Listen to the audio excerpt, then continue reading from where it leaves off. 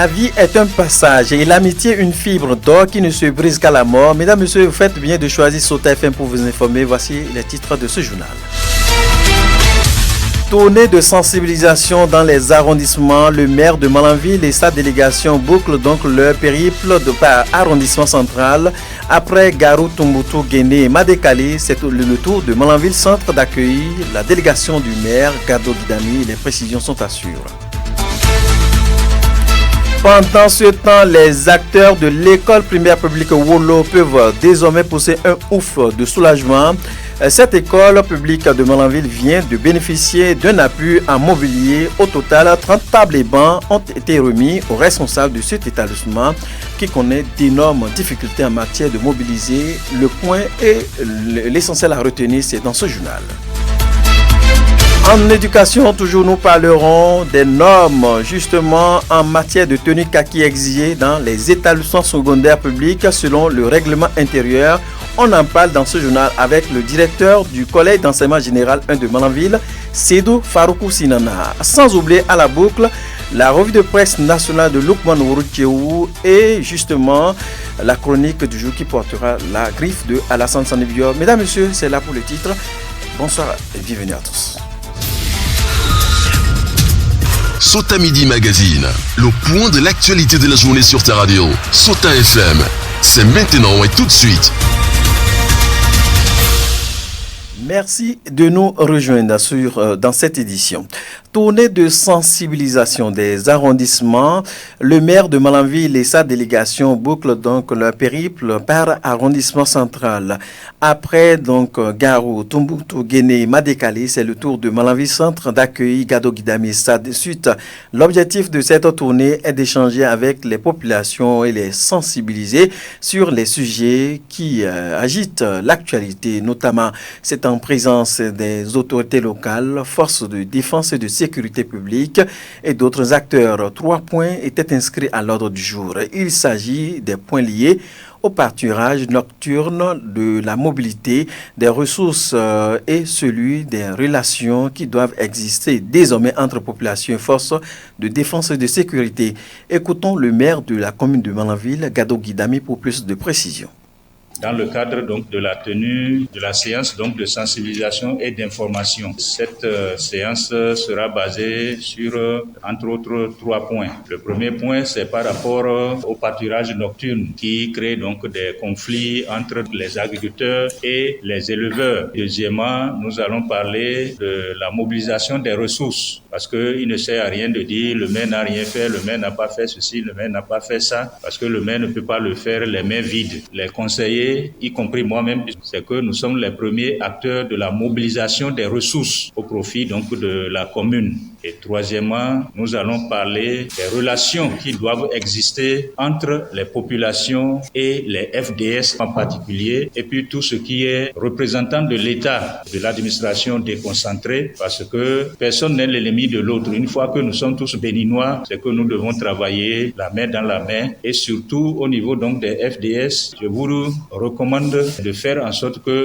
nous soyons ensemble en harmonie avec les populations, parce que nous avons besoin des informations fiables pour pouvoir ne pas rater donc la cible. Et donc c'est pour ça que nous devons tout faire qu'il y ait cette harmonie entre vous et les populations. J'ai commencé dans les 4 arrondissements, c'est le 5e aujourd'hui et c'est avec ce 5e arrondissement que je vais boucler donc la boucle.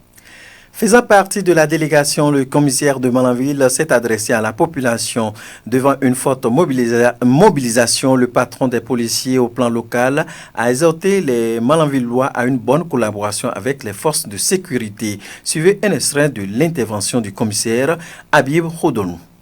Je vous exhorte de ne pas prendre la police comme votre adversaire, de nous porter à temps les informations. Si nous sommes là-bas, si on n'a pas les informations, on ne peut pas anticiper sur la commission des infractions. Malanville, on n'a pas de feu. J'ai constaté que beaucoup sont pressés, au point où il y a beaucoup d'accidents de circulation qu'on constate. La vitesse, la vive allure est monnaie courante. Il ne sert à rien de courir. Là où tu veux arriver, si vous êtes à 2, c'est que c'est une différence de 10 minutes. Mais quand tu vas faire un accident, le dégât, peut-être un vieux qui a au-delà de 40 ans, les os ne se soudent pas de sitôt. Vous allez traîner les séquelles à vie. Par rapport à ça, je vous exhorte d'être nos porte-parole vers les jeunes. Vous devez leur apprendre que rien ne sert de courir. La seconde chose, c'est relative au tricycle.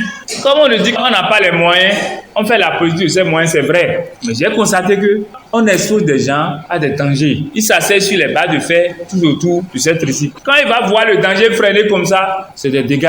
Le maire a refusé. Si vous voulez utiliser ce tricycle-là pour un moyen de transport, asseyez-vous par terre. Mais malgré mes sensibilisations, il continue de plus belle. Au fait, l'essence de la police, c'est quoi? C'est d'aller imposer la sécurité à la population, quel que soit le prix que cela coûte. Autre chose, j'ai constaté à ma prise de service qu'on ne prend pas soin de nos enfants. Il a fallu qu'on aille prendre quelqu'un, qu'on le retienne pour qu'il envoie son propre enfant à l'hôpital. Je nous demande de sensibiliser nos jeunes frères. Je vous exhorte à porter la parole, le message de sensibilisation à l'endroit de ceux qui conduisent cette tricycle.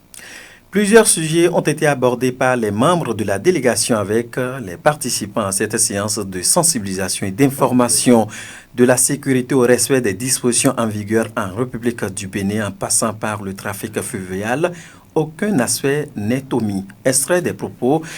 Je vous invite à suivre pour plus de précision Adéola Paul Richard Damata.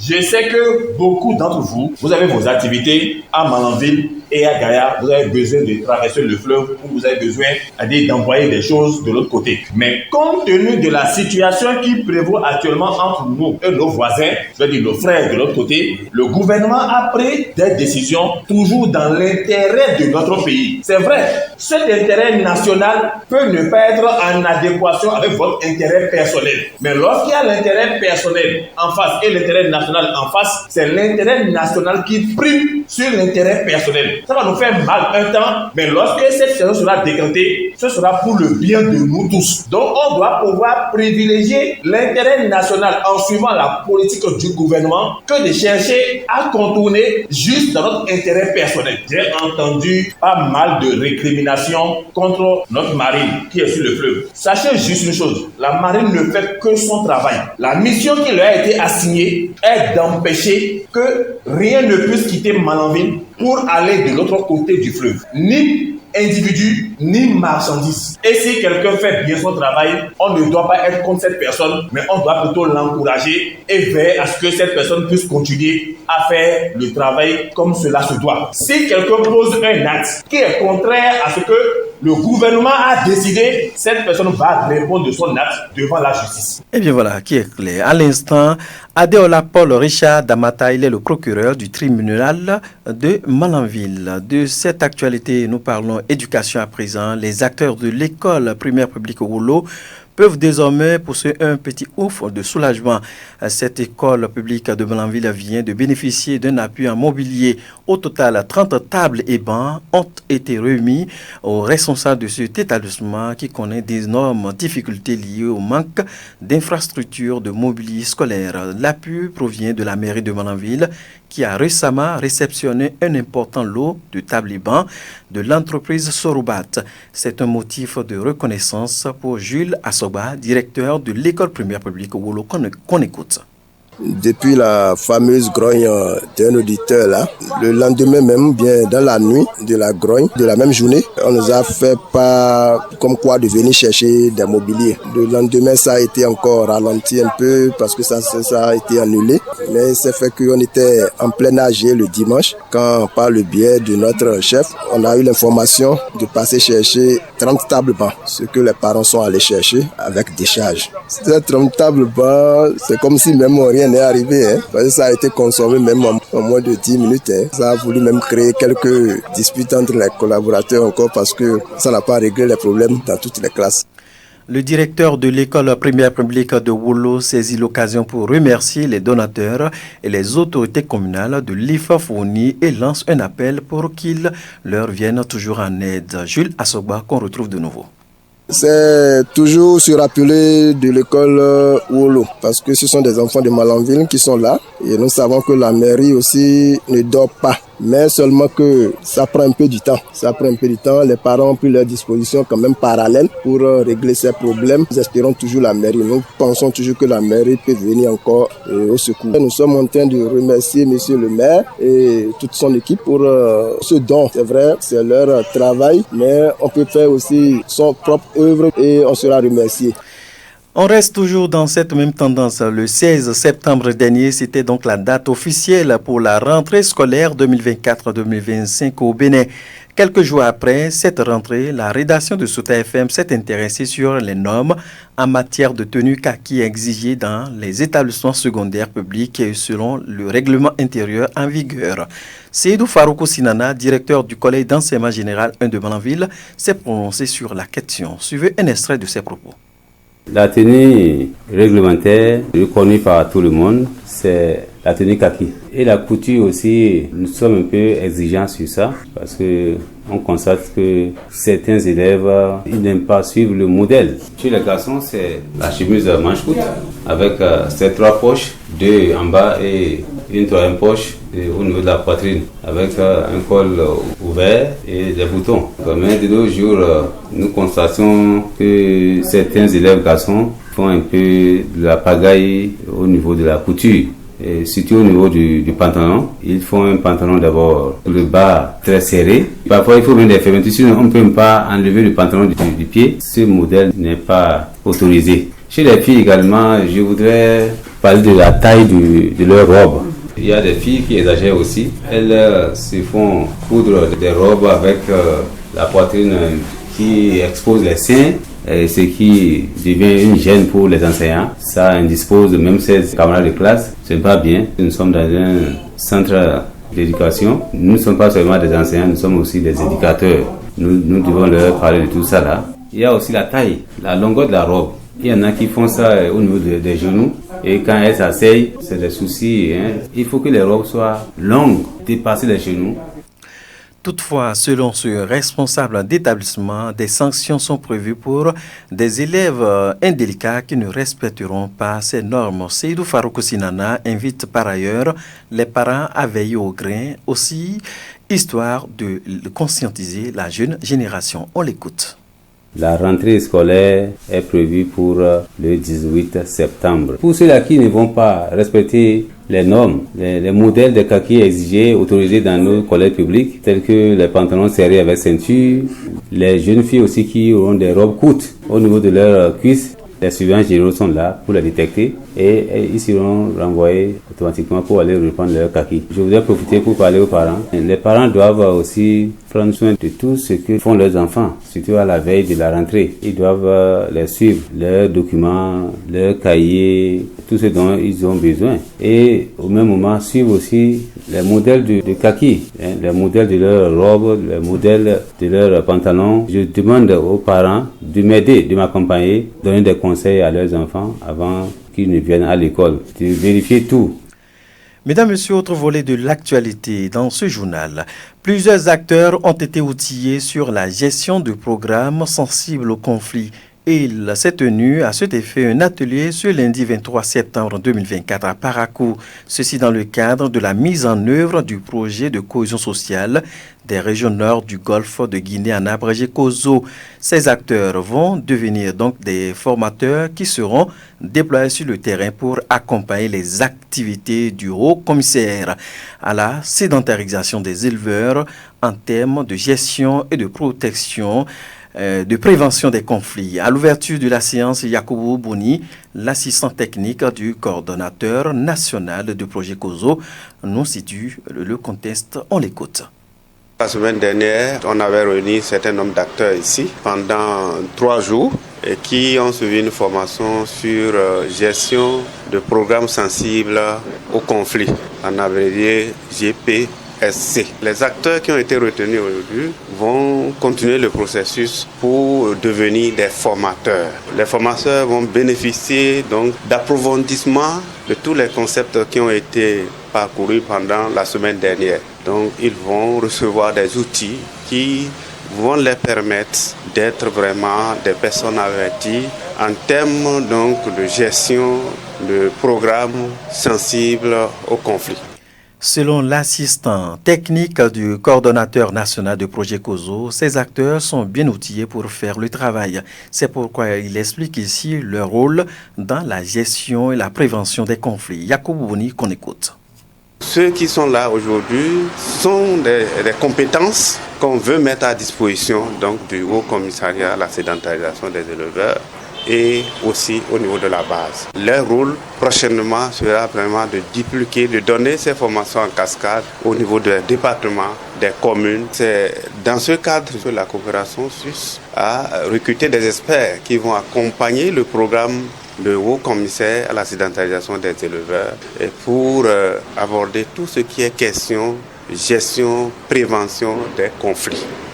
Restons toujours dans la même tendance pour parler de la remise d'équipements aux bénéficiaires de projets COSO dans l'arrondissement de Founungou et de Soroko dans la commune de Banikwara. C'était donc ce mardi 24 septembre 2024. Le compte rendu, c'est avec notre confrère Serge Fanou. L'objectif du projet de cohésion sociale des régions nord du Golfe de Guinée, entendez COSO, étant d'améliorer la collaboration régionale et la résilience socio-économique et climatique des communautés frontalières dans les régions cibles du Nord Bénin, exposées aux conflits et aux risques climatiques. Ce mardi, le maire Biosrakotamou de Banikwara, accompagné de ses deux adjoints, a remis des équipements de maraîchage, de jeux sportifs et autres à 14 associations de développement villageoise de Founungou sur les 19 et 3 dans l'arrondissement de Soroko sur les 6. Il s'agit là, en effet, de certains besoins exprimés parmi tant d'autres par les populations bénéficiaires des villages de Founungou et de Soroko, zone d'intervention du projet dans la commune de Banikwara.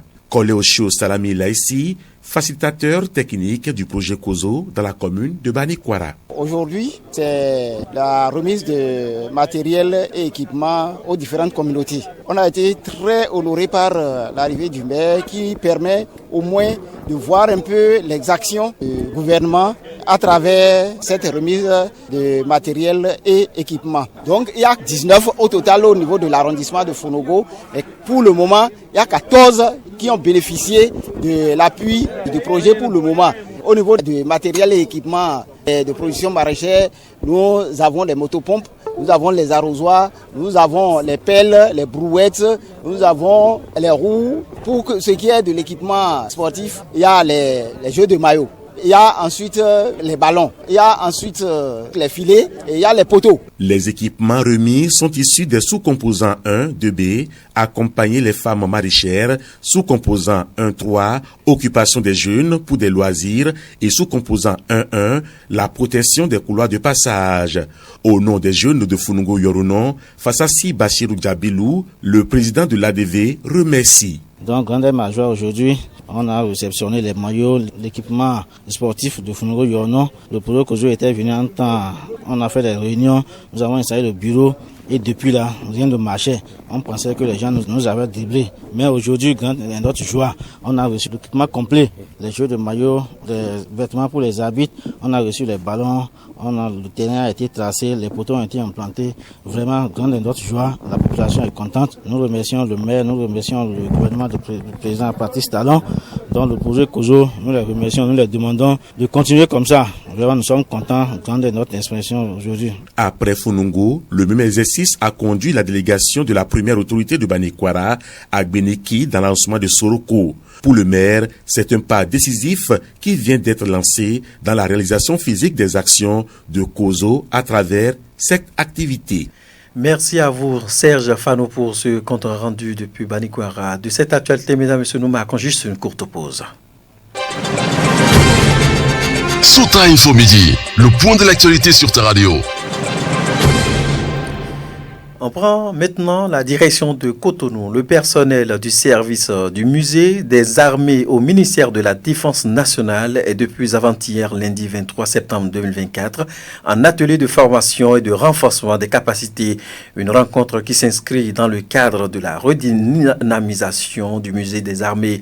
C'est le directeur de cabinet du ministre de la Défense et le secrétaire général du même ministère qui ont procédé au lancement officiel des travaux près de 10 ans après la création et sa mise en œuvre. La gestion du musée des armées semble avoir un plomb dans l'aile. C'est donc pour pallier à cette difficulté que cette formation a été initiée afin d'aguerrir les participants sur la gestion de ce musée des armées. Placide Rumbadi est le directeur intérimaire du musée des armées. On l'écoute.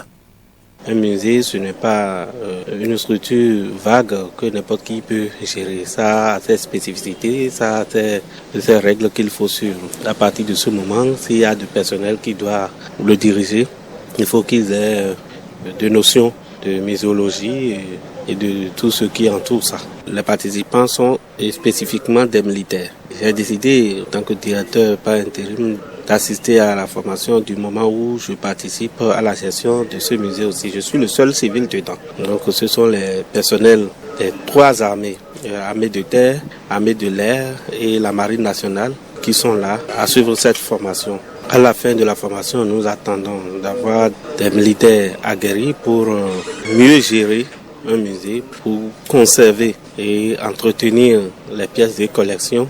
Les gens qui auront les notions nécessaires dans le domaine de la muséologie.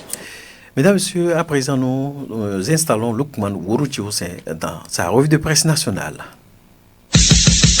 Suivez la revue de presse sur Sota FM. Amis de la plume et du papier, mesdames, messieurs, bonjour. Le Bénin retient son souffle depuis la matinée d'hier mardi 24 septembre 2024, soupir d'entrée fraternité. Ceci parce que, justifie le journal, l'homme d'affaires influent dans l'arène politique, Olivier Bokor, est mis aux arrêts. Le sujet largement relayé par les confrères fait la une des journaux ce mercredi. Fraternité, Matin Libre, Dynamise Info, Le Soleil Bénin Info, Nassera, Info Matin, La Boussole, L'Opinion aujourd'hui, Quotidien L'Observateur, sans oublier le Télégramme, en font leur chou gras. En effet, hier mardi, introduit La Boussole, les Béninois ont été tôt réveillés par une nouvelle plutôt singulière. Olivier Bokor Zvadomeki et le colonel Dieudonné Tevodre ont été arrêtés par la garde républicaine, rapporte le journal qui pour l'heure ignore de source officielle ce qui leur est reproché, mais note tout de même que plusieurs informations font état d'une affaire de sûreté de l'État. C'est alors que le télégramme va nous conduire dans les coulisses de l'arrestation d'Olivier Bokor. D'abord, le journal indique que la mise aux arrêts d'Olivier Bokor coïncide avec celle de l'ancien ministre des Sports, Zvadomeki, détenu de son côté dans les locaux de la brigade criminelle. Proche parmi les proches du chef de l'État, Olivier Bokor a été arrêté d'après le télégramme par des hommes armés et encagoulés à la hauteur du ministère des Affaires étrangères aux alentours de 2h du matin, alors qu'il avait été invité quelques minutes plus tôt par le président Patrice Talon à se rendre à son domicile. Matin Libre rapporte également et indique que selon la famille d'Olivier Bokor, des individus armés sortis d'un véhicule banalisé dont la plaque d'immatriculation n'était pas non plus apparente ont mis M. Olivier Bokor et son épouse en joue. C'est dans ces circonstances que les assaillants ont amené Olivier Bokor vers une destination inconnue, rapporte la publication qui cite les avocats d'Olivier Bokor et Zvadomeki ayant effectué un point de presse sur l'enlèvement de leurs clients. Le quotidien, tout comme Fraternité, publie cette sortie des avocats. Matin Libre constate que le cercle restreint de Patrice Talon s'érode. La réaction des autorités judiciaires est attendue, espère mon confrère. Encore débutatif, quotidien L'Observateur se demande si ce fut une nuit agitée pour les proches de Patrice Talon. Et quotidien Info Matin semble répondre. Talon Bokor, le clash au grand jour, s'exclame en gros titre la livraison. Parler de proximité entre Olivier Bokor et Patrice Talon, c'est ouvrir une porte grandement ouverte tant les deux hommes ont un parcours commun aussi long que le bras et une complicité à toute épreuve, commente le journal. Mais visiblement se surprend le journal, plus qu'une lézarde, le mur s'est largement fendu si l'on en croit la nouvelle qui secoue l'opinion nationale depuis hier, à savoir l'arrestation d'Olivier Bokor, de l'ancien ministre Zvadomeki et du colonel commandant de la garde républicaine Dieudonné Tevodre. Cet événement inédit et plutôt surprenant pour beaucoup d'observateurs du monde politique béninois est loin d'être un fait anodin, surtout en cette fin de mandat du régime de la rupture, analyse mon confrère d'Info Matin qui déduit que de toute évidence dans cette affaire, il faudrait faire preuve de circonspection en attendant que les voix autorisées ne se fassent entendre. Il y a lieu de faire quelques constats. Par exemple, relève le journal, les sorties de plusieurs mouvements politiques de suscitation et soutien à une éventuelle candidature candidature de l'homme d'affaires Olivier Bokor avait modifié la dynamique unitaire jusqu'alors prônée par le chantre de la rupture sur fond de réformes partisanes. Alors s'interroge l'opinion aujourd'hui, avec ces arrestations des figures clés du régime de Talon, s'achemine-t-on vers une guerre de succession? Plus loin dans son opiniâtrement, le journal parle de la danse des ambitions au cœur d'une tempête politique. Vive inquiétude, des interrogations, titre en manchette Soleil Bénin Info. La même information est traitée par Quotidien Nassera qui, tout comme Matin Libre, espère la version des autorités politico-judiciaires. Mais il sursure des présumés faits d'atteinte à la sûreté de l'État, reprend le potentiel qu'il rapporte, qui est le domicile d'Oswald Meki a été perquisitionné. Mon confrère déduit en manchette que son domicile est devenu une banque secrète, car une grosse somme d'argent a été découverte pendant la perquisition chez lui hier, rapporte le journal. L'ex-patron des sports vient de passer sa deuxième nuit en garde à vue, décompte le quotidien qui annonce que Oswald Meki est attendu vendredi prochain à la Criette. En attendant ainsi dans le reste, Dynamis Info reste suspicieux par rapport à la présidentielle de 2026. Le peuple est averti face aux stratégies de victimisation, titre en manchette le journal. Si cela avait peut-être marché pour permettre à certains de concrétiser leur rêve de gouverner le pays, le quotidien avertit que l'option de victimisation pour tenter de gagner la confiance des électeurs pour une élection surtout présidentielle aura du mal à passer pour le challenge en vue pour 2026 au Bénin. Après toute analyse, mon confrère déduit qu'en tout cas, suffisamment averti des plans des hommes politiques pour tenter de conquérir ou de conserver le pouvoir d'État, des citoyens alertent sur le piège dans lequel il ne faudra pas tomber, termine Dynamis Info. Sans commentaire, mesdames, messieurs, ainsi va l'essentiel de l'actualité, tel que traité par les publications ce mercredi. Fin de cette revue. Merci de m'avoir suivi. À demain. C'était la revue de presse sur Sota FM.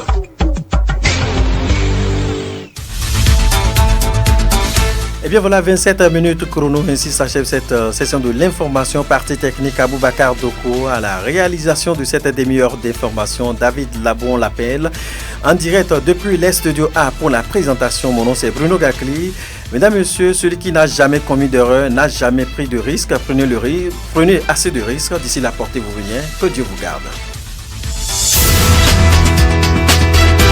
C'était Sota Midi Magazine, le rendez-vous informatif de la mi-journée sur Sota FM, la radio de l'espoir. Merci pour votre fidélité.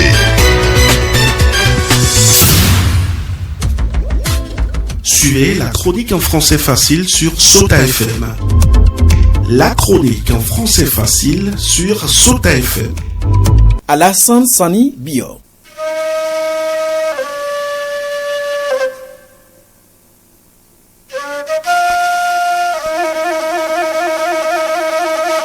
Nous abordons l'autre phase de l'atmosphère politique béninoise. Personne ne s'attendait à la nouvelle d'une tentative d'atteinte à la sûreté de l'État, parce que le calme qui régnait dans ce paysage était certes inquiétant mais n'avait rien de ce qui est ventilé aujourd'hui. Les interpellations de personnalités proches du pouvoir actuel viennent donc changer le cours des événements. C'est une question que traite déjà la justice, nous n'allons pas nous aventurer pour l'instant dans des interprétations. Mais ce qui est réel est que l'opposition est en train de naître au sein de la mouvance présidentielle. C'est un schéma qu'on évitera difficilement. Cela n'est pas surprenant. Ce sont des effets de fin de mandat d'un régime. Par le passé, on avait assisté à cela aussi. La majorité de ceux qui ont fait avec l'ancien président Boni Yayi l'ont lâché à la dernière minute. Ce sont eux qui ont formé le régime Talon. L'histoire veut se répéter. Les personnalités privées de leur liberté présentement ne sont pas non négligeables dans ce camp de la majorité présidentielle, même si depuis quelque temps, il est dit que certains sont en froid avec le patron. Ils ont néanmoins eu l'occasion de laisser leur empreinte au sein de cette mouvance. Forcément, des gens leur seront fidèles. Ceux-là pourraient être à la manœuvre pour la naissance de cette opposition.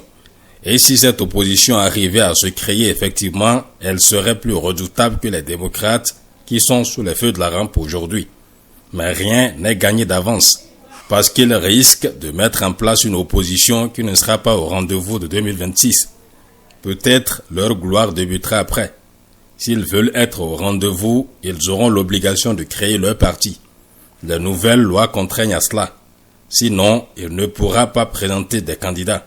Et dans ce contexte, il sera difficile pour eux de se formaliser et remplir toutes les conditions d'une participation au scrutin. Donc, le ciel est très sombre pour cette option, vu que le terrain n'est pas favorable. C'est pourquoi il est conseillé d'aller avec délicatesse pour ne pas s'enfoncer sur le terrain politique actuel. Ce terrain est déjà balisé par des topographes hors pair. Quand on n'affûte pas bien sa stratégie, mieux vaut se résigner. Citoyens de la République, c'est tout pour aujourd'hui. On se reprend très prochainement.